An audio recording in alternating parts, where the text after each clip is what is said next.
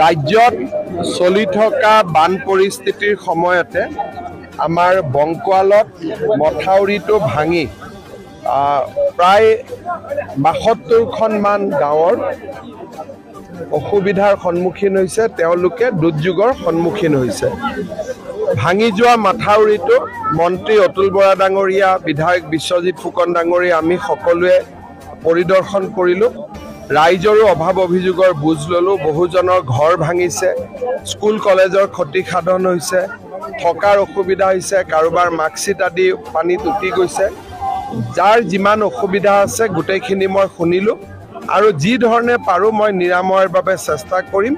জিলা উপায়ুক্তকো মই কৈছোঁ যাতে ৰিলিফত কোনো ক'ব গ'লে কোনো ধৰণৰ কম্প্ৰমাইজ কৰা নহয়। যি ধৰণে যাক ৰিলিফ দিয়াৰ প্ৰয়োজন আমি যাতে তেনেকৈ ৰিলিফ দি থাকোঁ। আৰু অকণমান পানীটো সামৰিলেই আমাৰ আজিকালি নতুন জিঅ' টিউব আছে, জিঅ' টিউবেৰে আমি যিটো অঞ্চল যিটো ভাঙি গ'ল, ভাঙি যোৱা টুকুৰা মেৰামতি কৰাৰ বাবে আমি চেষ্টা কৰিম যাতে মানুহখিনি বহুদিন পানীৰ মাজত থাকিব নালাগে। মই এতিয়া যাওঁতে কাজিৰঙাও চাই যাম। মিহিমুখ আদি সম্পূৰ্ণ অঞ্চল জলনিমগ্ন হৈ পৰিছে। কাজিৰঙাত ইমান পানী হোৱা নাছিল, তথাপিতো ট্ৰেফিক মুভমেণ্ট আদি কণ্ট্ৰল কৰা হৈছে যাতে কোনো জন্তু দুৰ্ঘটনাগ্ৰস্ত হ'ব নোৱাৰে। আৰু যোৱাকালিৰ পৰাই আমাৰ বন বিভাগৰ গোটেই বিষয়াসকল ইয়াত আছে আৰু এটা বেটেলিয়নো আমি ইয়ালৈকে কালিৰ পৰা আহিব দিছোঁ যাতে এইকেইদিন সিঁচৰিত হৈ থকা বন্য জন্তুখিনিৰ প্ৰতিপালন কৰিব পৰা যায়। বহুত স্থানত মথাউৰি ছিঙাৰ সম্ভাৱনা এতিয়া আছে। আজি আমাৰ কলিয়াবৰৰ হাতীমূৰাত মথাউৰি ছিঙিছে, বুঢ়ীদিহিং নদীত তিনিচুকীয়াত এটা মথাউৰি ছিঙিছে, মাজুলীত এটা মথাউৰি ছিঙিছে, বিশ্বনাথ জিলাতো কৃষি বান্ধ এটা ছিঙিছে। এতিয়ালৈকে মোৰ হাতত থকা খবৰ মতে এইকেইটা, আৰু যদি কিবা মই ইয়াত থকাৰ সময়ত কিবা হৈছে নাই হোৱা এইটো মই অলপ পিছত গম পাম। কিন্তু বৰ্তমানলৈকে বুঢ়ীদিহিঙৰ মথাউৰিটো, মাজুলীৰ মথাউৰি, বংকুৱাল আৰু হাতীমূৰা আৰু বিশ্বনাথত এটা সৰু কৃষি বান্ধ, এইকেইটা ভঙাৰ খবৰ আমালৈকে আছে। এটা ভাল খবৰ যে ডিব্ৰুগড়ত আজি ডিব্ৰুগড় যোৰহাট দুয়োটাতে ব্ৰহ্মপুত্ৰ বিপদসীমাৰ তললৈকে বৈছে।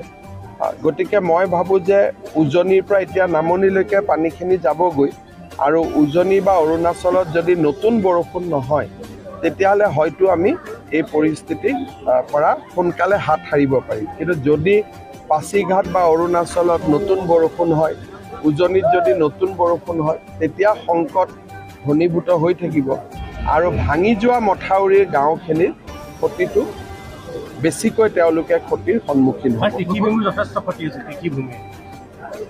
চাওক, পানীটো আঁতৰিলে আমি গম পাম যে কিমান মাটি ক্ষয় ক্ষতি হৈছে। কালি আমাৰ কেবিনেটৰ বৈঠক আছে, মানুহক যাতে আমি কঠীয়া দিব পাৰোঁ, ঘৰবিলাক মেৰামতি কৰিব পাৰোঁ, ৰাস্তা ঘাটবিলাক সোনকালে বনাই দিব পাৰোঁ। গতিকে আমি কালি আলাপ আলোচনা কৰি ল'ম আৰু যাক যেনেকৈ পাৰোঁ আমি সহায় কৰিম। আজিও আমাৰ গোটেই অসমৰ জিলাসমূহত মন্ত্ৰীসকল আছে, সকলো বিভিন্ন জিলাত গৈছে, বান ক্ষতিগ্ৰস্ত ৰাইজৰ লগতে সকলো আছে। ডিব্ৰুগড় বেছি ক্ষতিগ্ৰস্ত হৈছে।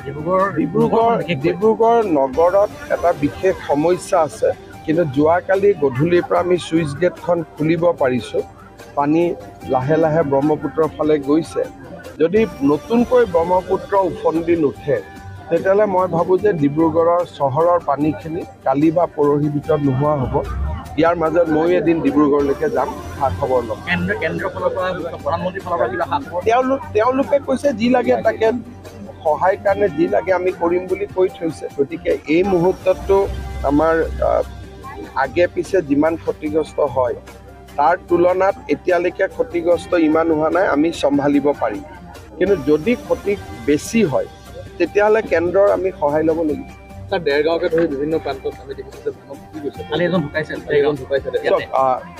বানপানীত যেতিয়া পানী সোমাই আহে তেতিয়া জলমগ্ন হৈ কিছু মৃত্যু হয়। ধেমাজিতো 2জনৰ মৃত্যু হৈছে, সৰু পথাৰতো 3জনৰ মৃত্যু হৈছে।